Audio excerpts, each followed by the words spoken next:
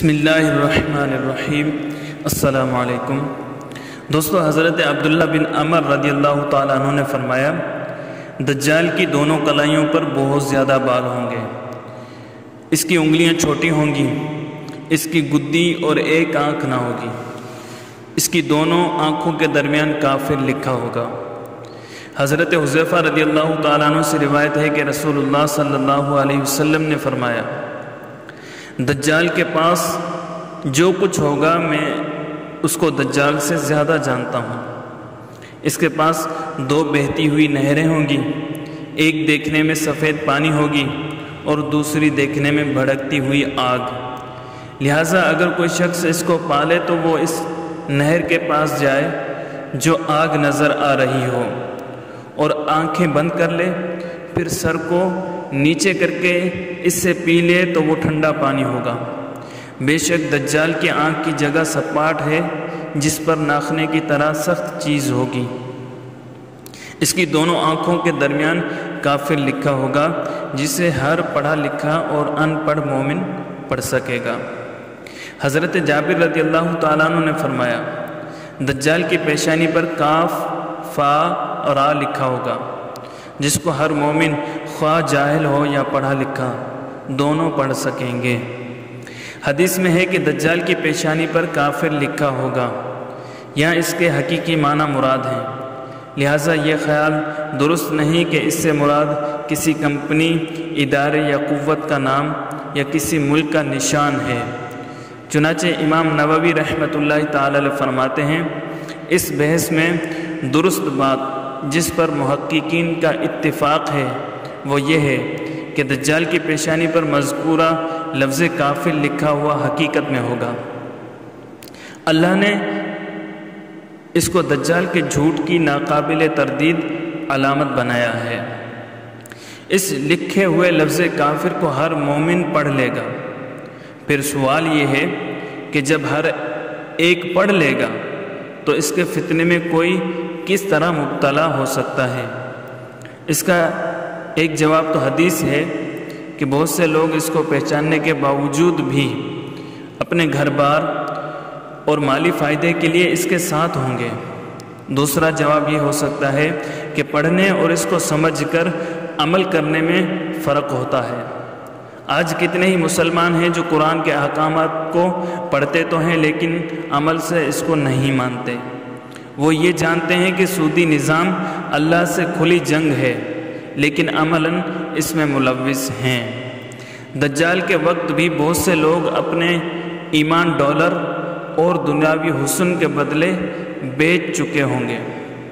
جنہوں نے ایمان کو چھوڑ کر دنیا کو اختیار کر لیا ہوگا، جنہوں نے اللہ کے نام پر کٹنے کے بجائے دجال کی طاقت کے سامنے سر جھکا دیا ہوگا، تو وہ اس کا کفر نہیں پڑھ پائیں گے، بلکہ اس کو وقت کا مسیحا اور انسانیت کا نجات دہندہ ثابت کر رہے ہوں گے اور اس کے لیے دلائل ڈھونڈ کر لا رہے ہوں گے۔ دجال کے خلاف لڑنے والوں کو گمراہ کہا جا رہا ہوگا، پھر بھی ان کا اپنے بارے میں یہی دعویٰ ہوگا کہ وہ مسلمان ہیں، حالانکہ ان کا اسلام سے کوئی تعلق نہ ہوگا۔ یہ سب اس لیے ہوگا کہ ان کی بدعمالیوں اور شقاوت قلبی کے باعث ان کی ایمانی بصیرت ختم ہو چکی ہوگی۔ چنانچہ شارح بخاری حافظ ابن حجر عسقلانی فتح الباری میں فرماتے ہیں، اللہ تعالی مومن کو اس لفظ کافر پر مطلع کر دے گا، اور جو شقاوت چاہتا ہو اس پر اس کو مخفی رکھے گا۔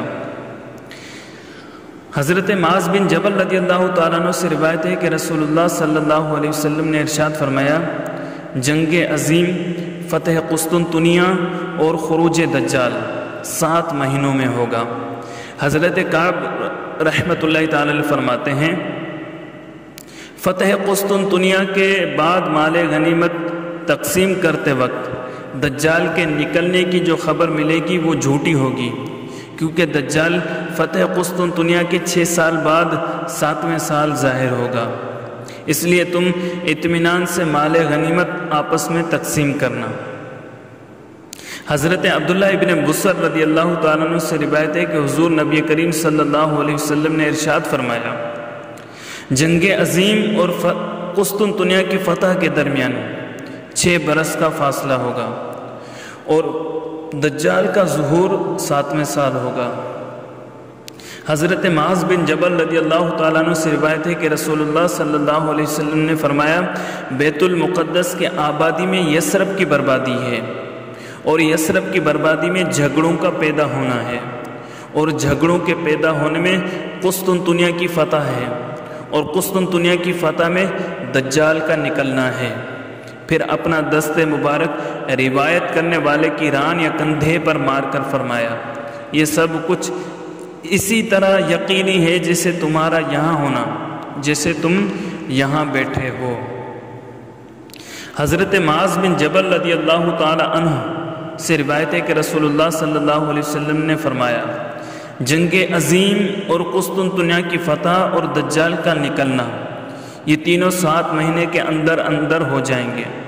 حضرت عبداللہ بن بصر رضی اللہ تعالیٰ عنہ سے روایت ہے کہ رسول اللہ صلی اللہ علیہ وسلم نے ارشاد فرمایا، جنگ عظیم اور فتح قسطنطنیہ کے درمیان 6 سال کا وقفہ ہے، اور 7ویں سال دجال ملعون نکلے گا۔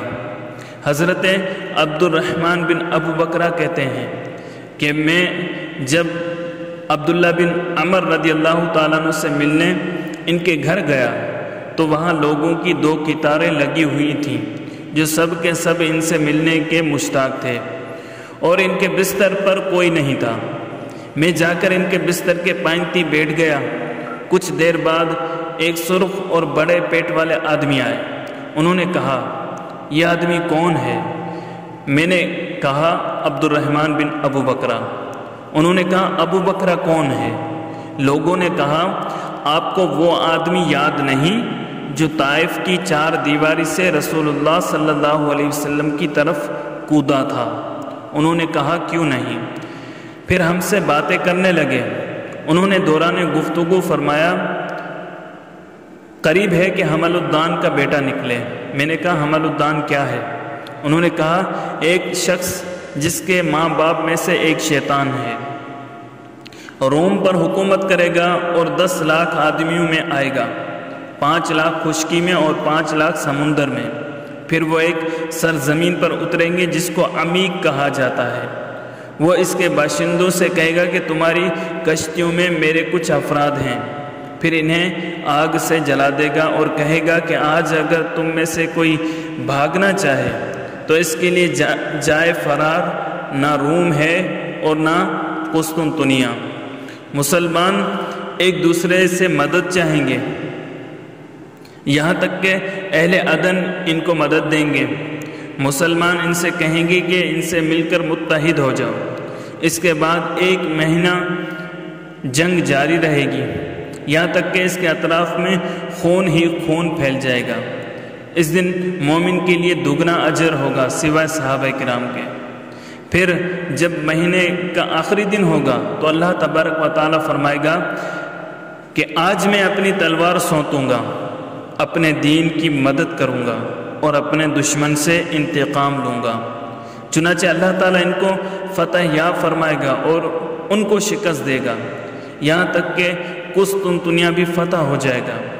ان کا امیر کہے گا، آج کوئی دھوکہ نہیں ہے۔ ابھی وہ اسی حال میں ہوں گے، یعنی سونا چاندی وغیرہ تقسیم کر رہے ہوں گے کہ اچانک آواز آئے گی کہ تمہاری غیر موجودگی میں تمہارے شہروں میں دجال آ گیا ہے۔ چنانچہ لوگوں کے ہاتھوں میں جو کچھ ہوگا وہ اسے چھوڑ دیں گے اور دجال سے جنگ کی تیاری کریں گے۔ حضرت ابو ہریرہ رضی اللہ تعالیٰ عنہ سے روایت ہے کہ رسول اللہ صلی اللہ علیہ وسلم نے فرمایا، اس کے بعد قیامت قائم نہیں ہوگی یہاں تک کہ رومی اعماق یا دابق میں اتریں گے، اور اہل مدینہ کی طرف سے ایک لشکر آئے گا جس کے مجاہدین اس دن اہل زمین میں سب سے بہتر ہوں گے۔ پھر جب دونوں طرف صف بندی ہو جائے گی تو رومی کہیں گے، ہمارے اور ان کے درمیان سے ہٹ جاؤ۔ جنہوں نے ہمارے کچھ لوگوں کو قید کر لیا ہے تاکہ ہم ان سے جنگ کریں اور اپنے لوگوں کو چھڑا لیں۔ مسلمان کہیں گے نہیں، خدا کی قسم ہم تمہیں اپنے بھائیوں کے خلاف راستہ نہیں دیں گے۔ تب وہ ان سے جنگ کریں گے جس سے 1/3 شکست کھا جائیں گے۔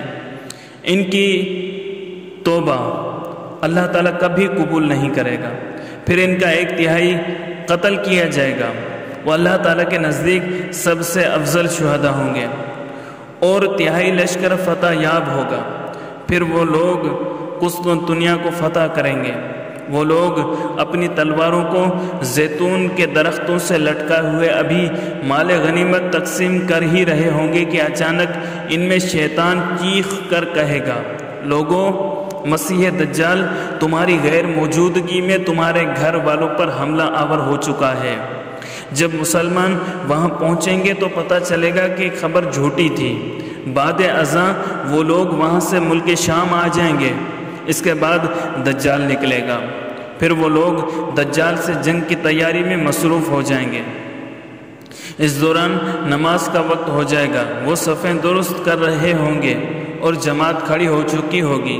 عین اسی وقت حضرت عیسیٰ بن مریم علیہ السلام نزول فرمائیں گے۔ جب اللہ کا دشمن ان کو دیکھے گا تو ایسا پگھلے گا جیسے پانی میں نمک پگھلتا ہے۔ اگر عیسیٰ علیہ السلام اس کو اس کے حال پر ویسے ہی چھوڑ دیں تب بھی وہ پگھل کر ہلاک ہو جائے گا، لیکن اللہ تعالیٰ عیسیٰ علیہ السلام کے ہاتھوں سے اس کو قتل کرائے گا اور حضرت عیسیٰ علیہ السلام لوگوں کو اس کا خون اپنے نیزے پر دکھائیں گے۔ مذکورہ حدیث میں اعماق سے مراد مدینہ منورہ سے متصل ایک میدان ہے اور دابق مدینہ منورہ کا ایک بازار ہے، اور حلب کے قریب ایک بستی کا نام بھی دابق ہے۔ یہاں اعماق سے مراد دمشق کے علاقے کی ایک بستی اور دابق سے مراد حلب کے پاس کی بستی ہے۔ اس جنگ میں مسلمانوں کے 3 حصے ہو جائیں گے۔ ایک حصہ تو بزدل ہو کر بھاگ جائے گا، دوسرا حصہ جنگ میں شہید ہو جائے گا، تیسرا حصہ غازی اور فاتح ہوگا۔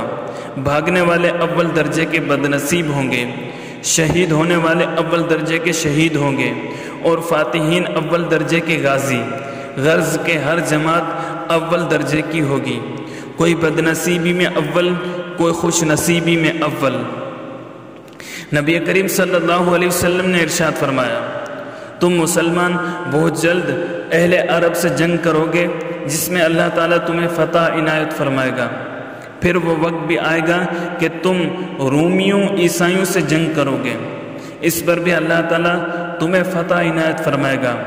پھر دجال سے جنگ کرو گے تو اللہ تعالیٰ اس جنگ میں بھی تمہیں فتح عنایت فرمائے گا۔ حضرت جابر رضی اللہ تعالیٰ عنہ فرماتے ہیں، جب تک روم فتح نہ ہوگا تب تک دجال کا ظہور نہ ہوگا۔ حضرت عبداللہ بن عمر رضی اللہ تعالیٰ عنہ نے فرمایا، دنیا کی ابتدا سے آخر دنیا تک کل 5 جنگیں عظیم ہیں، جن میں سے 2 تو اس امت سے پہلے گزر چکی اور 3 اس امت میں ہوں گی۔ ترکوں کی جنگ عظیم، رومیوں سے جنگ عظیم اور دجال سے جنگ عظیم۔ دجال والی جنگ عظیم کے بعد کوئی جنگ عظیم نہ ہوگی۔ اگرچہ مسلمان اپنی سستی اور کاہلی کی وجہ سے ایک ہونے والی حقیقت کے لیے خود کو تیار نہیں کر رہے، لیکن کفر اس کا اعلان واضح اور 2 ٹوک الفاظ میں کر رہا ہے۔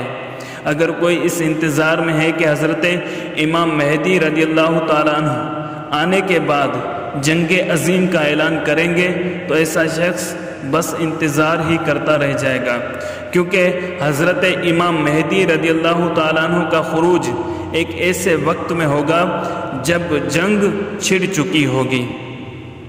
دوستو، اگر آپ کو ہماری یہ ویڈیو پسند آئی ہے تو لائک کیجئے، کمنٹ کیجئے، اپنے دوستوں کے ساتھ شیئر کیجئے، اور آپ نے ابھی تک ہمارے چینل کو سبسکرائب نہیں کیا تو سبسکرائب کر لیجئے تاکہ ہماری ہر آنے والی نئی ویڈیو آپ تک بآسانی پہنچ سکے۔